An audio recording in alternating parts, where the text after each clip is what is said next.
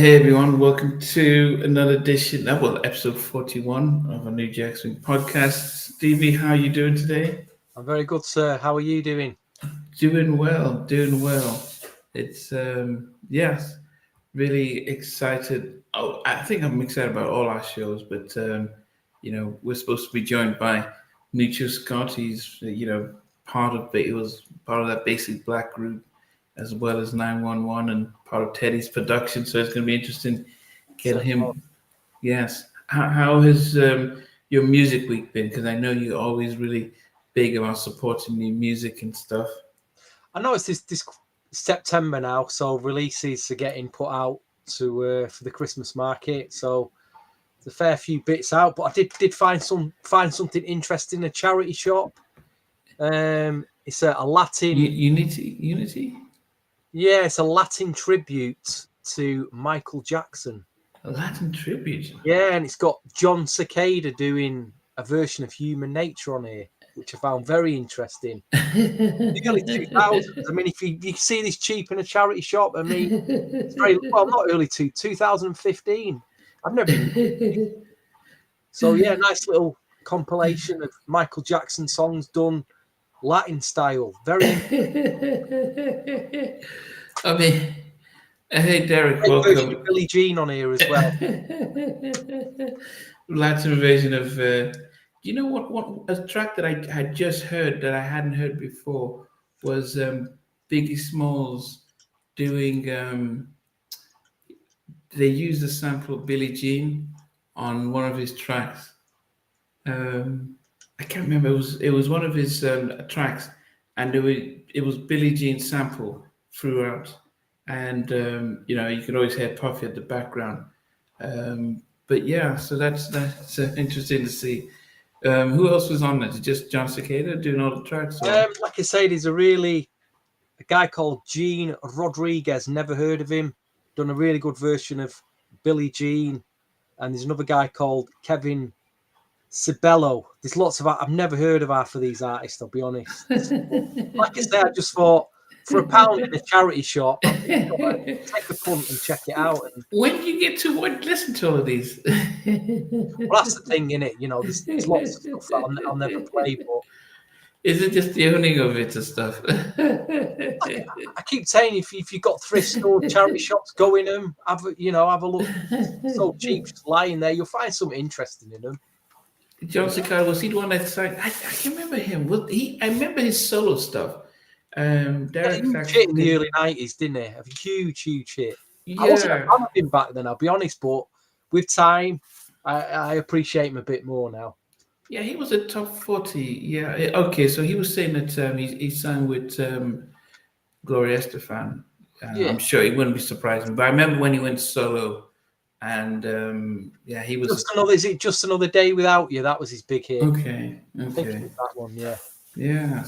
And he worked with Jam and Lewis as well. Jam and Lewis produced some tracks on one of his albums. Wow. I didn't know that till recently, till I found one of his albums cheap and it had produced by Jam and Lewis. I thought, okay, I'll check this one out. Yeah. I mean, I can't. I mean, it's just amazing how Jam and Lewis have just been. It's almost like no one's too big, no one's too small for them to work with. Welcome everyone. For anyone wondering where's Sheldon will join us on our next episode on the 22nd when we go for our Johnny Gill album. But today our guest Mucho Scott from 911 as well as Basic Black and part of Teddy's production crew is joining us live to go through the infamous album, the album that was leaked online, but actually I think we were fortunate that it did come out, because if not, the album would have been shelved. Well, because half the songs were used for both Blackstreet's album and Guy 3. So it's definitely going to be interesting to hear from Mucho and stuff. Okay. Anyone else? Anything else that you've listened to recently? I'm trying to think, actually. Not off the top of my head. There's loads of new albums that I've downloaded that I've not played. I'm going through a bit of an 80s renaissance at the moment, so I'm buying lots of 80s synth pop stuff that I missed. I'm getting back into Madonna again. Madonna is trending at the moment with Like a Prayer due to a movie soundtrack. I think it's what's that movie that's out? Is it? It's not a Deadpool, is it, or something like that? Yeah, Deadpool. Okay, yeah. Deadpool. I think it's because I've noticed they've re-released the album on vinyl. It's a silver pressing of the album. Oh, so, Like a Prayer. What's up, Zach? Yeah, it's that 95 in the building. And I would say that, and you know, I'll put my hands up that I you know, in the 80s, up to probably, oh goodness, I think when she did Erotica, I didn't, you know, I think, and I stopped and I got back to when she did Bedtime Stories. But I think, you know, she did up to Erotica, when she did the sex book or so. That's when a lot of it, I just like, okay, you know, I'm not feeling this. But when she came out with Bedtime Stories, when she got Dallas Austin, Babyface, Dave Hall, and she really mixed it up. And I thought, wow, that just, you know, I think, you know, there's one thing you can always say, Colin, say about Madonna is that actually she has been able to just keep herself relevant. She did stuff with Timbaland and Justin Timberlake, just to keep herself relevant. But like all things, age does catch up to you. And when you do have Gaga and a lot of other young ones come through, it does take a while to try and catch up. Hey, New Kids on the Block album that I sent you as well, Namdi. Yes. I've been listening to that all week as well. I've been listening to that, and I was rehashing the 911 album, just going through that again. But that new Kids on the Block album, Face the Music, there's tracks on there that I didn't listen to growing up, and I've listened to now, and they sound great. It's a really strong album. That very strong album. Yes, I mean, in fact, it's going to be on my. It's definitely going to be my this week's listen to. But while hey you guys, welcome guys.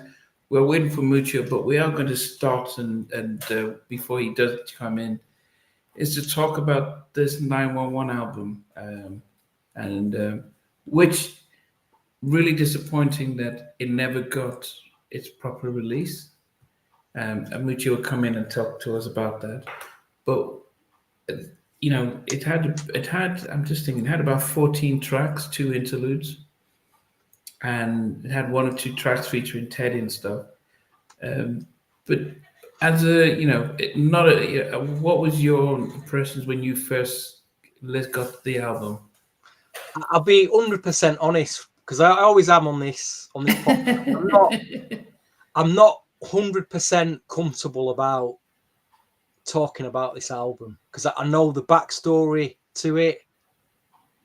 I know how it's come about, how it got released, who leaked it. I pretty much know the whole backstory. And I did say to you, we needed to get the person on here who's responsible for us hearing it. I would have liked that person on, but you can't have everything. And you know, I'd like it to come out of their mouths rather than coming out of mine. So I'm not 100% comfortable in whether I should reveal certain things or not. And we could talk about the album. Yeah, the album is me. But you know, I know. I mean, for those of you that were around during the NGS3 forum days, you will know who infamously leaked the album. It came out of South Korea. It was a guy out of South Korea, and that's how a lot of people first heard it. You know, whether you agreed with it or not, that is how you first heard it. Before that, there was a collection of very hardcore 90s R&B collectors, underground collectors, who were piecing tracks together, not getting the full thing, but acquiring certain tracks and trying to put the jigsaw together.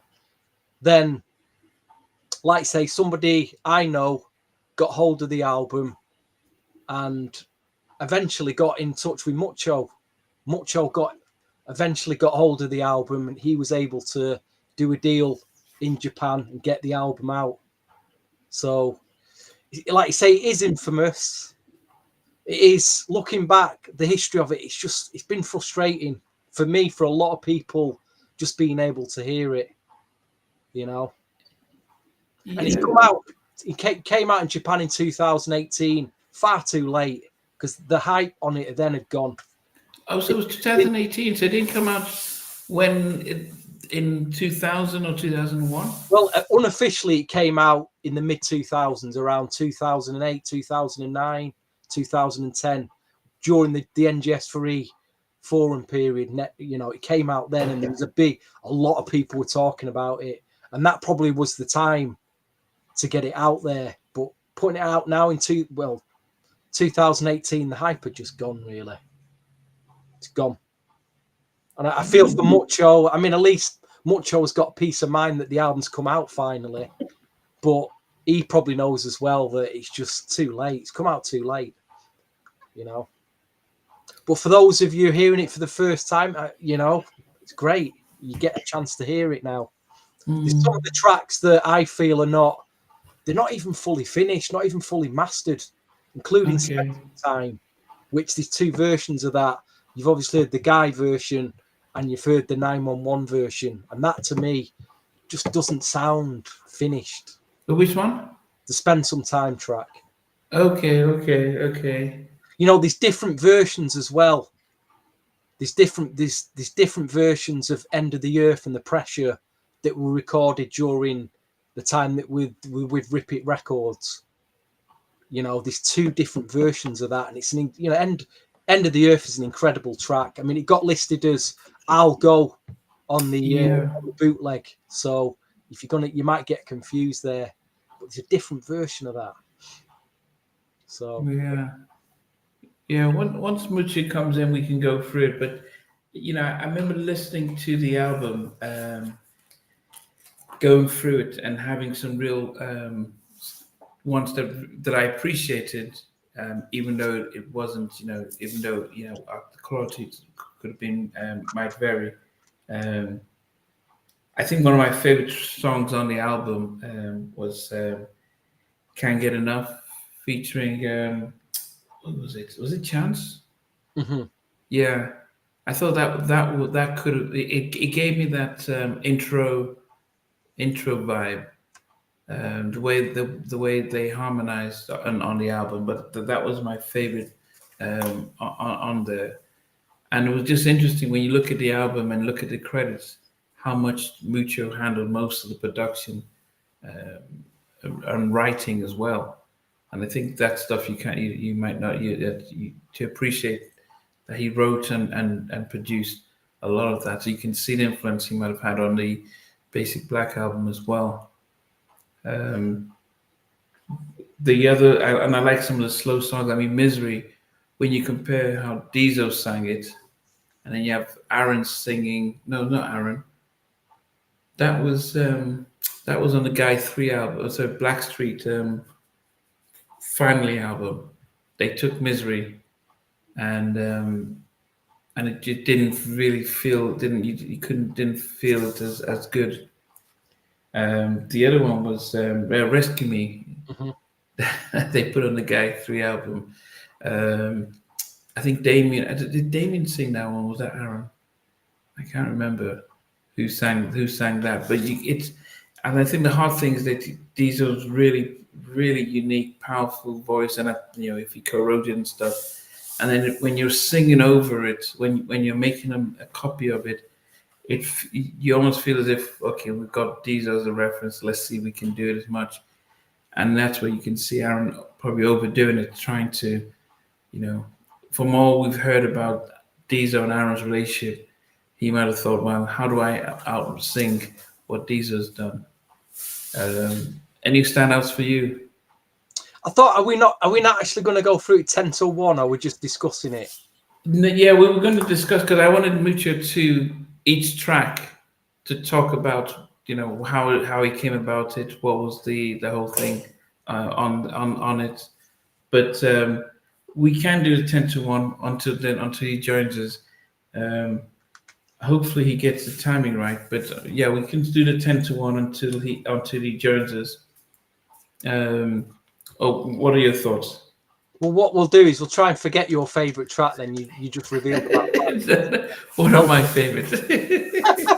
One of my favorites. Okay. Did you actually compile a 10-1 though? So I've got my 10-1. But then I thought when Richard was coming in, I thought if he was going to be there, I was going to do what we did with Timmy, which was okay, talk about how you did this one stuff. But as he hasn't come in yet, we can if he comes in. Well, he was 100%. He was coming in, so yeah, we'll get him to join in. Yeah. Okay. So I started last week. I mean, what was your number 10? I had the Isley Brothers cover version of "Make Me Say," which was produced by Teddy.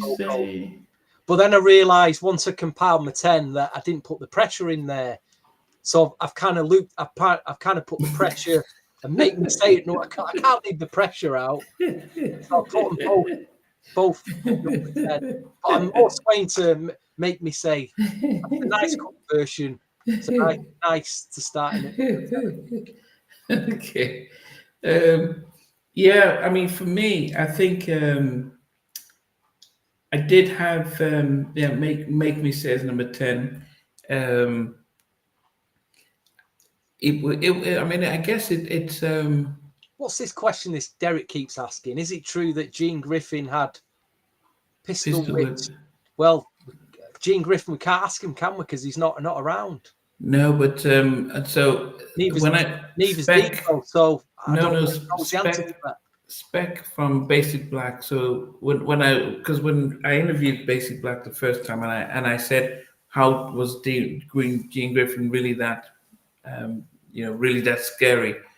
And he said, he gave an example. He says there was a time when they were all, Diesel started to, was trying to chat to a girl, and she was saying, no, Gene, I'm waiting for Gene. And he was bad mouthing Gene, and Gene overheard, and they were there. And he says, let me see you speak. So they said they witnessed that. So they've seen that element of him. I think, yeah. So this is as I said, Spec from Basic Black saying, "Yep, this is what this is what happened when we were there. That's how bad Gene was." But yeah, okay. So you had Make Me Say it number 10. Make Me Say is number 10. Yes. Have you heard the Isleys original? Yes, I had the Greatest Hits album. But I like great record that it really but I like the fact that it as much as they sampled it, it did have its own. It did feel unique as well, though. It might be Microsoft, yeah. So I did like it, and I think what I wanted to find out from Mucho, how Teddy, what was his sort of involvement with? I know he's credited with doing some stuff, but was he really doing the work to actually get the album out? So that would be interesting to find out. What's your number 9? I'm just looking at the credits for Make Me Say. Just all it says on Discogs is produced by Teddy Riley. Number 9 is My Heart Belongs to You. Whatever you want. Oh, it's not that record. Okay. What's stand out with that one?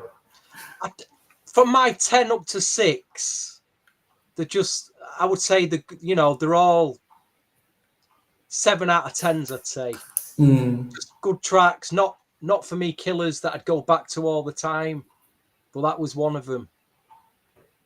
My Heart Belongs, which from the bootleg, it was titled something else, which I can't remember. What was it titled? I can't remember now. They titled it as something. Love for Real. Yeah, Love for Real. But it was actually when they released it came out as My Heart. No, that's a good track. That is a really good track. That's what I'm saying there. Yeah, I think my number 9 is the Ride. The Ride. That's a very strong track. Yeah, I mean, as I said, one of the things I said when I put down my top 10, I had one or two that really were there, but the others were all in and around the same mix. So You it got to remember, wasn't. I'm not. It's an album that we haven't grown up with. Yeah, I'm not. You know, even the list, we haven't grown up with this. We haven't played it for 30 odd years. We, you know, it's like some of us pieced the album together, sourcing different tracks from, and then having to wait till it finally coming out is just. It's just what I'm saying. It's a tough one to review this yeah, because there's only so many tracks that I know really well from it. So yeah, yeah. I mean, there was a time that I was listening to it just continuously, because it was just it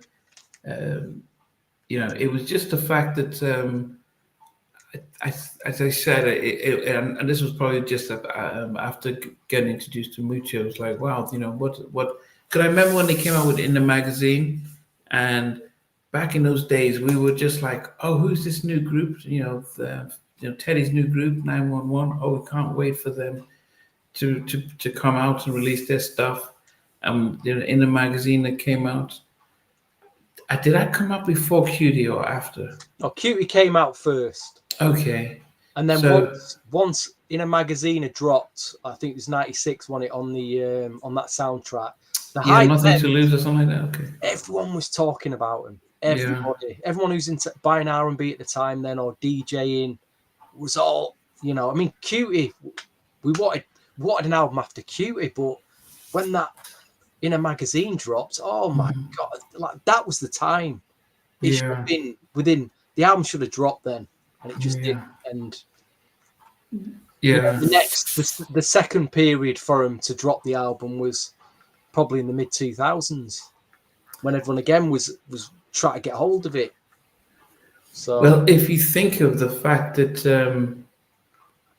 by '98, when Guy came out and the Blackstreet Finally album, I think they came out within a year of each other. So you can see the songs were still fresh because they used those songs from both albums.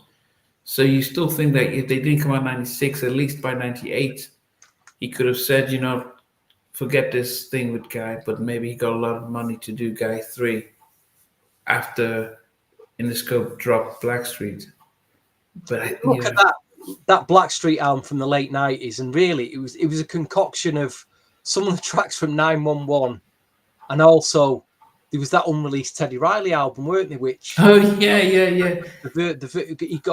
got a lot of work on Virgin Records. He was doing some remix work. Black Rock, yeah. Black Rock again. Everyone was trying to get hold of that, and when we all finally got hold of it, it was like, oh my god. I can see why it didn't come out now, but again, there was tracks taken from that ended up on that. So that Blackstreet album was a concoction of all sorts of different material there. That's probably why it just didn't do much. Yeah, It felt like all patched together from different projects. yeah. It's if you go back and think about what, and I know we're going off topic, but we think about how much care they did with the. Sorry, Teddy, if you're watching. I know you watch sometimes, but I know. I think you know yourself. You know what I mean? I think you realise yourself why that project didn't come out. Yeah, but if you think about what they did with the Blackstreet album, how the first one, they took their time, got all these songs. They had, Levi said they had over 40 songs that they whittled down to, so you could see. And they had the unfortunate situation with Joe Stonestreet having to re-record his vocals. Then, okay, you get to another level, and there were still some good songs and really great remixes. And unfortunately, finally, it felt like it promised so much, and it felt like they just scrapped it and just said, let's do something else. But yes, so I got 9. The Ride is my number 9. What's your number 8? Is Rescue Me, the which infamously samples. Well, it replays James Brown, doesn't it? Is it A Man's World? It's a very heavy James Brown influence on that track. Obviously, I think it's the better version. I think it's the better version. Yeah. Quite a very attention-grabbing track for a ballad. And I wish, if it would be a great challenge if people could play both tracks, Aaron's version and Diesel's version, and you can just see the difference between. I think Aaron is really trying, and we got used to that version of Aaron who's always trying to, really, singing at this top. But Diesel, not as pressured when he's singing it, and there were some little the little subtleties that were different from what they did. Rescue Me 911 compared to what how Guy did it. But my number that was number 8 is The Pressure. Again, it's The pressure's on. Yeah, as I said, you and unfortunately, I'm listening to it, 20 years before when it was recorded and should have been out there, and I probably would have had, because I'm listening to the album, I'm thinking, wow, in some tracks I'm thinking Jodeci, and some tracks I'm thinking intro, and then I'm really thinking that, wow, this could have really, you think with Teddy, you think, okay, if 911 come out, do we then think they're replacing Blackstreet? Because they felt like they were a stronger version and a lot more solid, just the three of them, because you just mainly had Diesel singing with is it Jay Valance or who was it? Slim, who would sing alongside, and Mucho just does all the production. And you think, actually, how successful could they have been if Teddy had said, okay, this Blackstreet stuff is not working as well, let me give 911 an opportunity. I mean, my humble opinion is they should have stayed at Rip It Records between 94 and 96 and got the album out then. They took a risk. They went with Teddy, with his label, with Interscott. I can totally understand there was more money promotion prospects there. But with hindsight, they should have said, look, we're not going to be a priority. They're not going to promote us like Blackstreet. Stay with Rip It. Stay with old Louis Bell, who was running Rip It at the time, and just see what they can do. At least the album would have come out. I mean, Rip It Records after 96 did dive bomb. They did, I think they had another 2 years. I think went for about a year or two after, and then it just disappeared. They had another group signed as well. Is it Renaissance? Was Renaissance signed to Rip It? I can't remember now, but I know that they recorded, and I've said this on a previous podcast, they had recorded a second Rab album for Rip It that never came out. And, I can attest to that because I heard the tracks in the office. I was sat in the office in 96, if you've not heard me say that before, with old Louis Bell, and he put this tape cassette in, and he said, hey, have a listen to this. And he played like 3 tracks. And I says, who's this? And he goes, it's Rab. This is tracks that for his fest, and Diesel subsequently said that he produced them tracks. So that tape still sat in his office somewhere, or probably sat home in his office. We'll never get to hear them again. Yeah, but I do wonder though, if they had stayed, because Teddy came in with a lot of money and bought them out, and it is really hard not to think that, okay, but we're definitely going to get we're not going to get the first class treatment if Teddy's saying, yeah, I'm going to put money behind this. And actually, and I think Mucho has confirmed that actually they did have a budget for them at Interscope to come out, but I guess it's just so it's just disappointing that we just didn't get that. And I mean, the other thing, they already released Cutie, one of the strongest tracks on the album, that had already come out. So what do they do? Re-release that again on Interscope? It's a tough one, because if you're A&R, you're looking down the album and go, well, one of the strongest tracks has already been out. So what do we do? What do we do next? Well, you'd be surprised to know Cutie doesn't make my top 10. What? It doesn't make my top 10. Oh, So I'm they. going, mate. I'm going. See you, folks. It doesn't make my top 10. Doesn't No, make the top 10. no, it doesn't make my top 10. Yeah, no, it doesn't make it top 10. What is going on, Namdi? Yeah, no.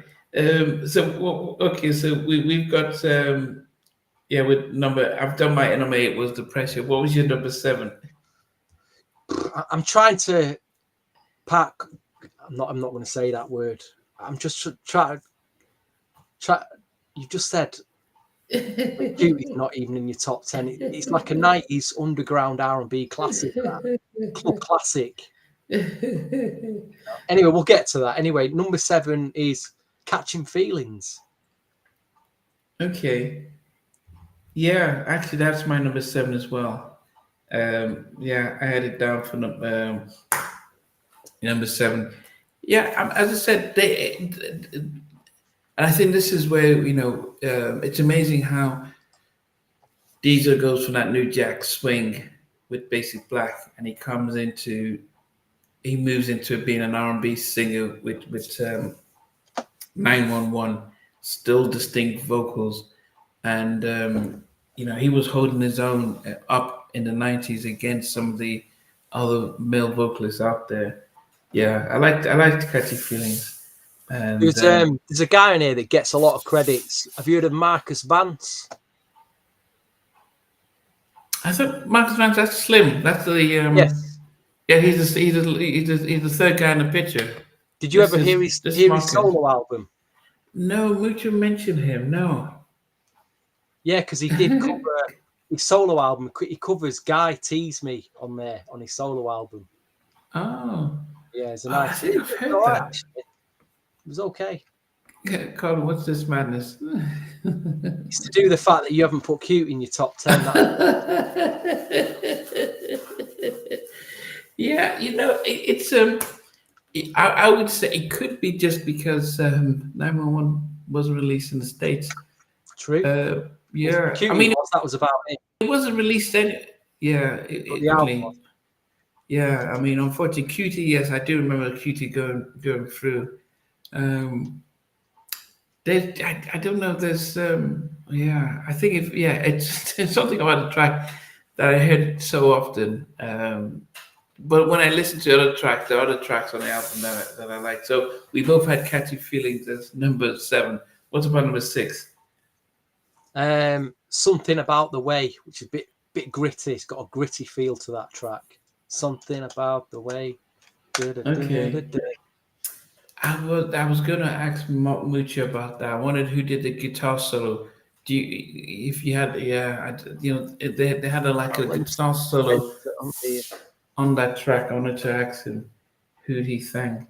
Who it just says produced and written by on the credits. Okay. I haven't. Do you know what? I'm not even. My Jap CD is still sealed. I've not even opened it. How crazy is that? The 911 CD, the actual Japanese pressing of it, still sealed. Okay.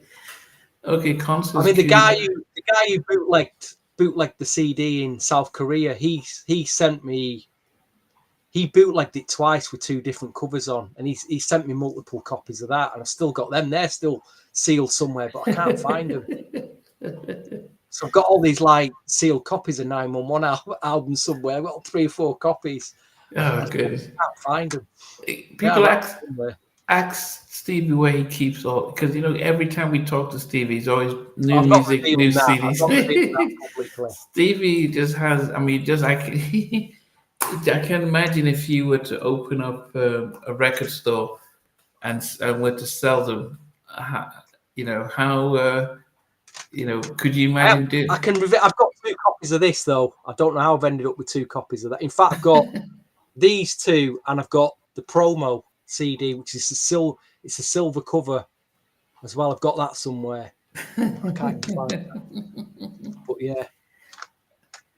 No, Mark, they had a song on the it was the Martin Lawrence movie. Was it not Nothing to Lose? I can't remember. That was in the magazine with Queen Pen featured on it. Okay. Yeah. Okay. You just did you did what did you Something just about do? the ways at number 6. And number 6. Okay. My heart belongs to you was my number 6. Um, but as I mentioned, and of course, this is my intro track because I listened to that and I think intro slightly. Um, but in some places it was called for Love for Real. Um, but and this is where I want to give Mucho his props when he does come, because I wanted to ask him in some of the albums there were vocalists there, and I'm wondering, was Teddy on them? Some places, some people play the piano, and I was wondering who was doing that. Well, he does the vocoder on Make Me Say. But my 10 to 6, any of them tracks could have been in any of them positions for me. Rescue Me, Catching Feelings. They could have. I had difficulty. I'm like, I don't know where to put these in between 10 and 6. I know that they need to be there. They're not any further than that, but yeah, like I said, they're just nice, solid album cuts. You know. Yeah, and I think think the next 5 is the ones that I do play the most on the album when I do listen to it. So what's number 5 for you? Spend Some Time, which I must admit, when I first heard it, I was very excited to hear it, obviously, because I knew about the Guy version. So to find out that 911 had actually originally recorded that blew my head away. All I wanna do is spend time with you. I mean, I do think the Guy version's better though. You do? Yeah, I do. I just think Aaron gives it a lot more energy. Okay. There's a lot more energy in. Teddy adds a bit more towards the end, his voice and the fade out. I think he did the definitive version with Guy. But it's still, I think it's a really strong song. Yeah. It's a real feel good kind of song, really. Very romantic. I mean, D's on it. It's just but I still think Guy just did the better version. The version we're hearing in 911, like I said, I don't think there's something about it that doesn't sound finished to me. Okay. Yeah, my number 5 was Do You Right. Do You Right. Oh, that's a killer track, Namdi. Yeah, Do You Right. God, that's a killer. Yeah, it's that track is more close to Basic Black, I'd say. I could imagine that on a Basic Black album as well as a 911. When you go half with them on it. Surprised me if that was for Basic Black's second album, actually, that never came out either. Yeah, no, I mean, when you have Mucho and Diesel there, it wouldn't surprise me. What's your number 4? What did you have at number 9? Number 9, I had The Ride. Yeah, that's my number 4. Okay. Again, just great track. Really strong. Yeah. Again, vocals on that, amazing.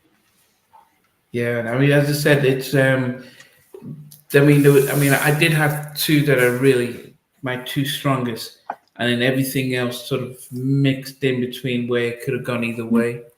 Colin said the Dog Pound sampled that track. Oh, that's probably where that didn't. Was that the New York, Colin? Spend the night, spend some time. No, they had. I know what track he's talking about. It was. No. Because I remember I'm listening to the track and saying I've heard it somewhere before, but he says the Dog Pound sampled it, and I think it was. All right. But I think it was New York. I think I can't remember. Colin, what track was it that they sampled? Number 4 for me was End of the Earth. What? Only number 4? It tells you I've got 3 other tracks that I really I've put it on top of that. Yeah, it was, as I said, it was all close between all these tracks. They were all close by, but yeah, that was my number 4. You had what for number 4? Or did I jump I had ahead? The Ride at number 4. You had right at number 4. Yes, that was it. Your number 3. Number 3 was Cutie. Cutie. Got, Cutie. just got Tell me great more. memories of hearing that. You know, I was out every weekend in the clubs, in the underground R&B soul clubs, hearing that track. You know, seeing when we all bought it on vinyl, when it come out on 12-inch vinyl, and, you know, seeing all the DJs buying the track and hearing it on pirate radio as well. Then seeing the video on, was it MTV Base or whatever? I remember being in London, seeing the video. Okay. Just great time period. Yeah, Colin says that it was blew up in Birmingham. So Kurt just said, yeah, it was New York, New York. Yeah, that's why I knew I could hear that. Dee dee. So it was New York, New York. Yeah, okay, Cutie. Yeah, I mean, oh, Cutie. That's the one. Yeah, I mean, yeah, I think You maybe have because. memories of that track. I mean, you know, a lot of this top 10 is as well as you liking the track, is your memories of the tracks as well. Yeah, That's why I'm surprised it's not even in. Maybe you're just bored of it. I understand that you. maybe so. Yeah, maybe so. Yeah, I do get that. Yeah, maybe so. You know, I'm bored of hearing Johnny Kemp just got paid. Hearing it. It's on every New Jack Swing compilation going. I think a lot of us got bored of I Wanna. Again, I got bored of that. Yeah. Again, it's there's a set of, say, 20 New Jack records that are on every single compilation that I've just heard too many times. Yeah. But I'm not bored of it. Definitely not bored of it. My number 3 for me was a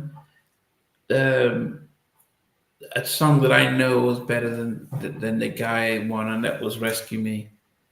I think that's probably where it says "Call me 911," and that was probably from the. It didn't make sense when Guy sang it. Then you realize that actually it was from the 911 group that saying "Page Me 911," and it's like, okay, you can see that the connection there. Yeah, that's a Vocalist song. That's a song where you really show your vocals, and Diesel did so. And I mean, because I'm a big Aaron fan, I liked it, but I think it was overproduced when Guy did it. They wanted to try and add some more stuff, and but that's why I prefer the original one. So that's my number 3. What's your second one? Number 2 is "Do You Right" for me. The more basic black ballady type track is just a killer ballad. Okay, yeah, that was my number 5. Yeah, that was a good one, but it's definitely not as good as Misery. No. Misery. That's I can't go on in misery. It's miserable now. I can't go on in misery. Whoa, I can't go on living without you, baby, in your life. Yeah. So that was Diesel. Really, I mean, why you some Val Doonigan now? Some Val Doonigan there. You know what the thing about because even when I remember speaking to guys from Basic Black, and they were saying, no man, that if you listened, because I hadn't listened to Mucho's of the 911 version of Misery until probably 2 or 3 years ago, but maybe 2 years ago.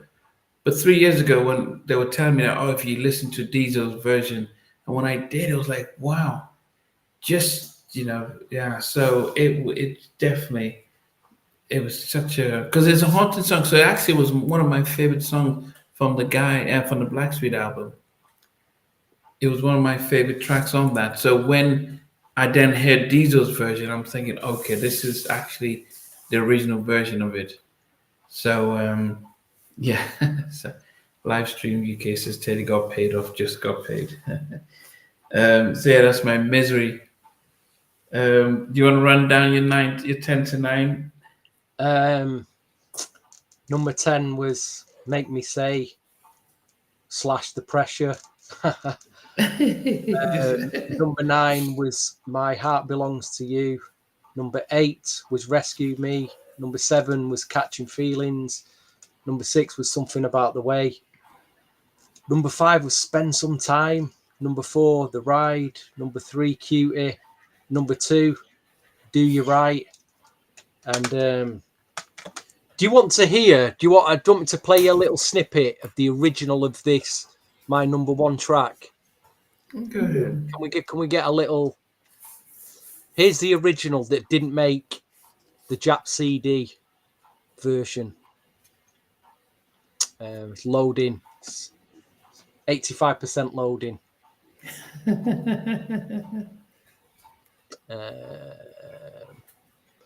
Here we go.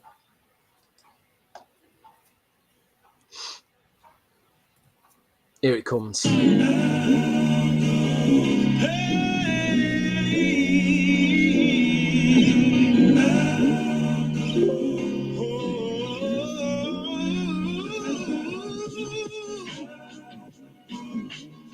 Different drum loop, and the vocals are a bit more higher up in the mix.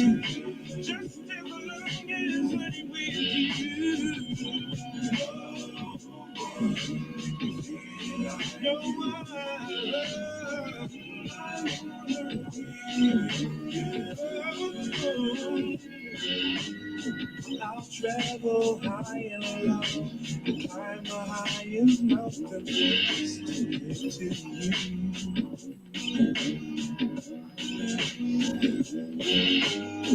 I'll cross the wide sea and find all obstacles to have you right here.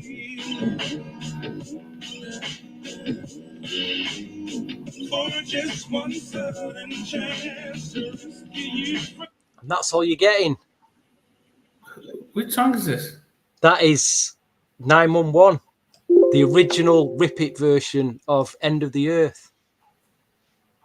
Oh, that sounds different from. Zach told you it's a different mix. It's got a different drum loop. The vocals are. They must have re-recorded the vocals on the second version. But like I say, I need Mucho here to confirm that.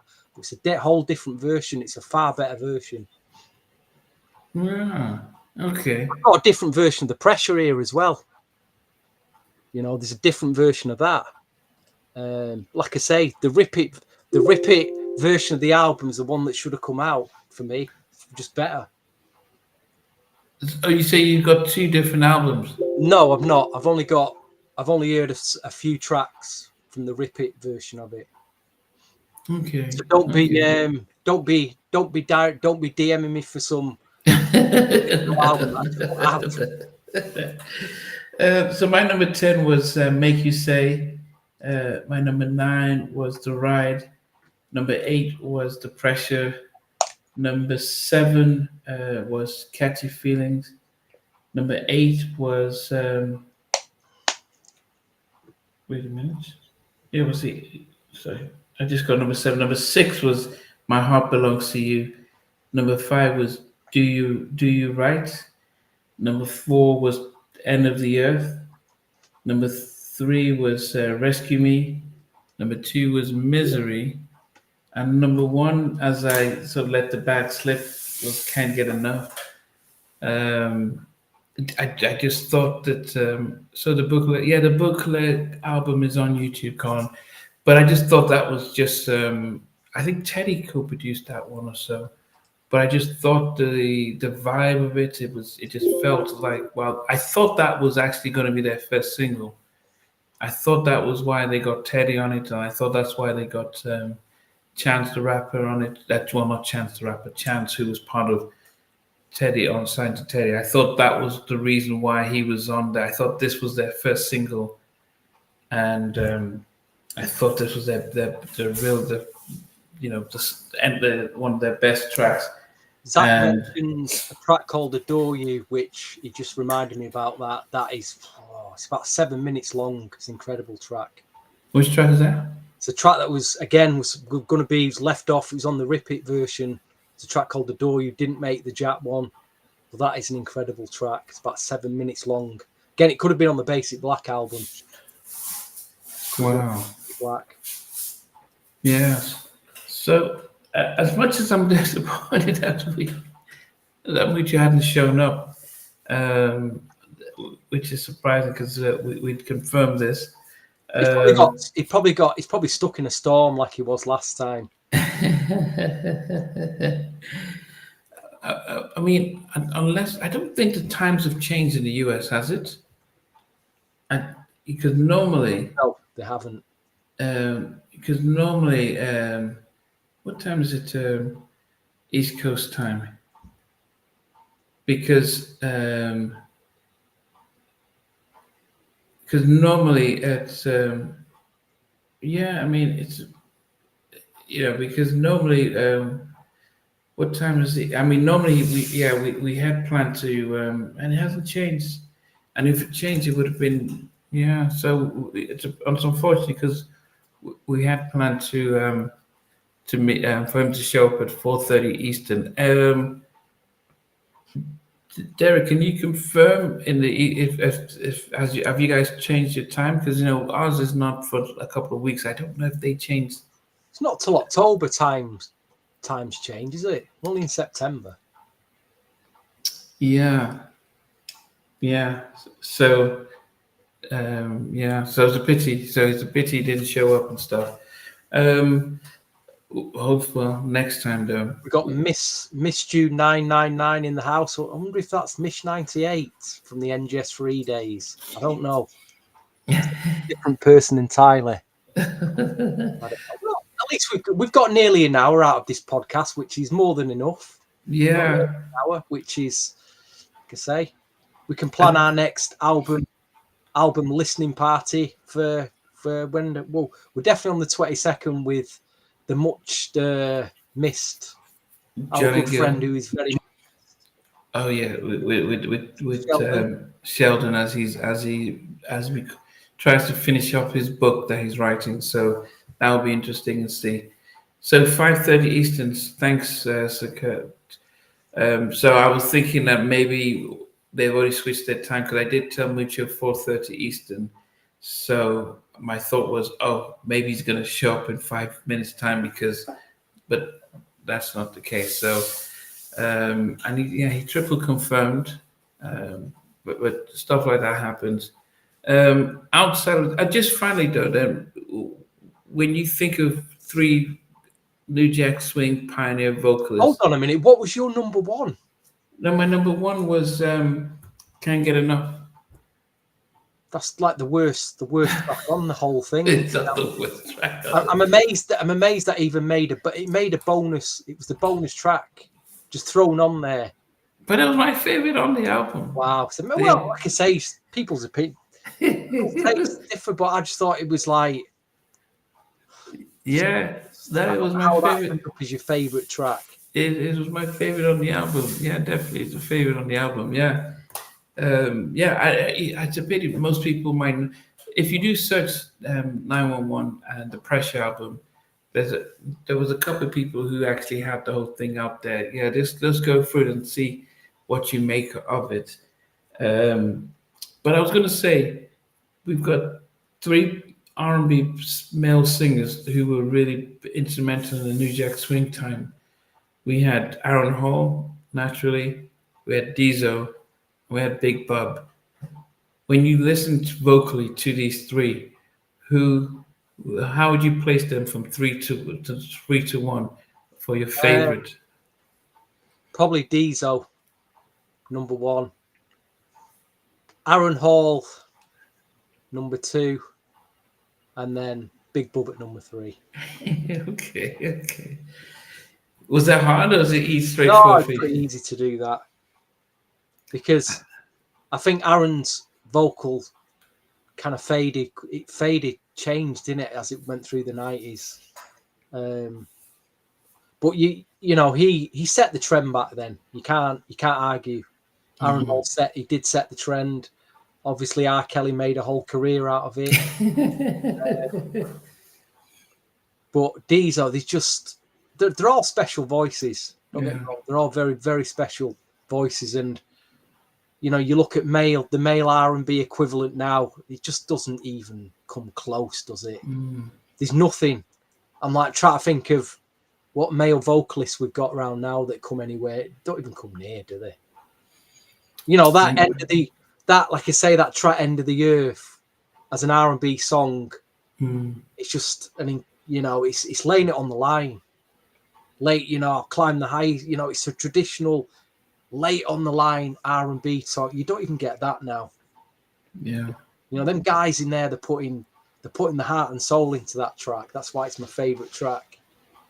You know, it's what woman deep down truly wants to hear. Now you're getting the king. He calls himself the king of Jacquees. It's laughable, isn't it? It's that, you know, put him in a room with Aaron Hall and Diesel. The guy's running. He's running out the studio, isn't he? Yeah. I mean, it's. I mean, I think Diesel. I mean, we would, you know, in a few weeks we're going to do the Basic Black album, and anyway, what was your 3 anyway? Yeah. So Mucho mentioned that Aaron and Diesel were in the group together, but my number 3, my 3, Basic Black is one of my favorite New Jack Swing albums. Actually, is the favorite. And when I listen to something at the moment, because you've not heard every New Jack Swing, I could send you something that'll just blow your mind away. But it is a strong one. It is a strong one. And then when I hit and Nothing But a Party is probably my all-time favorite New Jack Swing track. And Diesel sings that, and his intonations when he sings those vocals. And the fact that he then went to 911 and delivered some powerful vocals there. So Diesel definitely, but it's really hard because Aaron totally hard, was the childhood, you know, anything, because it was anything with Aaron and Teddy, it was just like, and Aaron's voice, he sang on more stuff, so you remember him a lot more. And then you know Big Bub, I like his style, him and me. I'll tell you, his voice is very underrated. You know, it's Damien's voice, really underrated. I think. Yeah. Listen to his solo album, Damien Hall's solo album. Straight. Yes. He's got a really good voice, you know. I think and anyone can attest to this, I think one of the challenges Damien had was he was Aaron's brother. If they were cousins or he wasn't related to Aaron, I think Damien people would appreciate him a lot more. But there's something about being related to when your brother's called the voice. It's hard to then come after that. The difference with Casey and JoJo was that they came out together, and Casey and JoJo have different vocals and different parts. So, with when you hear JoJo singing in his tone, you know that Casey doesn't sing the same way. So they could operate in the same spirit, but very rarely do you have two siblings. Look at H-Town. When what's his name? That passed away. I was going to say Diesel. It was Dino. Mm-hmm. Dino was his vocals with he was everyone else sat back Shazam and GI because Dino was the guy. So it's really hard to try and speak up when you have that. So I think that was always one of the challenges for Damien that even the label says no, let your brother sing, and that was unfortunate. If they were cousins with nothing else, I think he would have had a better opportunity and stuff. I mean, there's a message there from Miss Q saying, out of all three mentioned, Diesel has to be the best, or some of the songs were modelled after Guy. He had a better range than Aaron. I mean, what I go off on is his vocal performance, and Diesel's performance on the basic Black track, Special Kind of Fool. It's such a deeply soulful performance. And I think I look at what Aaron recorded, in terms of he could really let his vocals run, but that performance, something else. Yeah. Something else, that Special Kind of Fool. Very, very deeply, that track. Yeah, I think I wish I could hear that Let's Chill version with Damien on lead. And I don't know if you heard that Damien said he sang lead on Let's Chill, then the label says no, it has to go to Aaron. And Damien always says that could have been his moment if they had left him, if they kept him on the vocals when there. Could have been worse. We could have had Keith Sweat's version because he sang it as well. Ooh.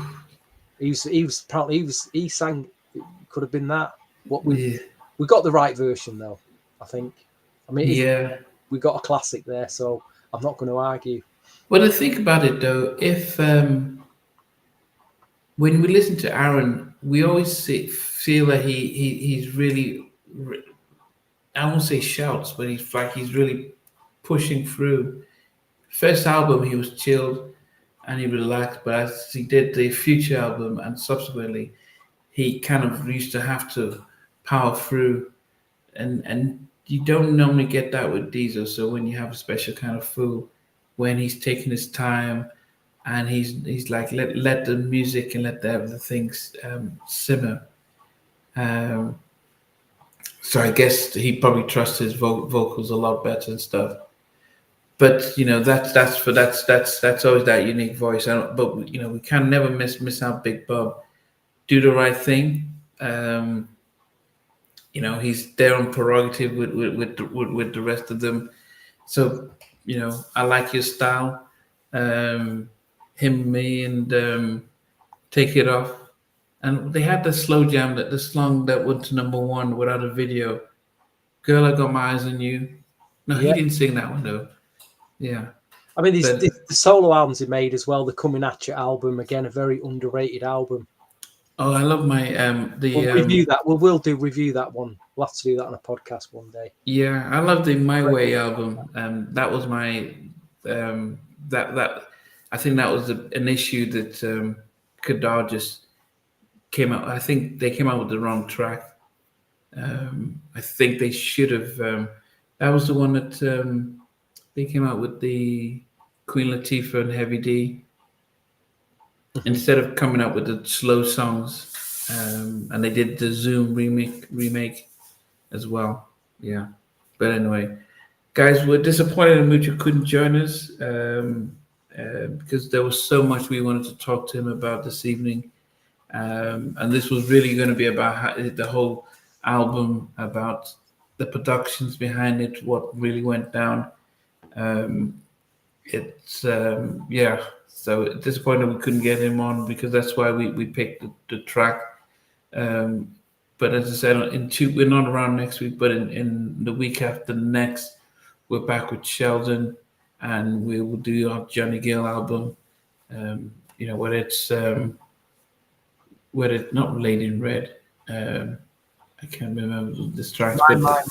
My. I don't know why I made it. And Love You the Right Way and Fair Weather Friend.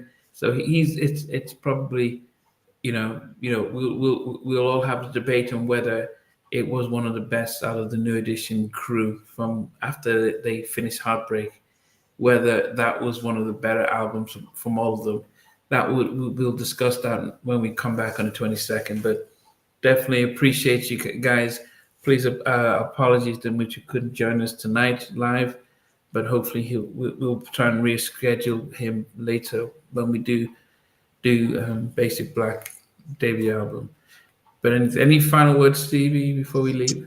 As usual, I want to thank everybody for joining us live this evening and listening to us two rumble on about this album. Really appreciate your time. Again, join us in a few weeks when we've got old Sheldon back. He'll be struggling to get his camera sorted in his mind. He always gets there in the end, doesn't he? I miss the guy, so it'll be great to catch up with him. Yeah. Anyway, well, be safe, and we'll see you guys in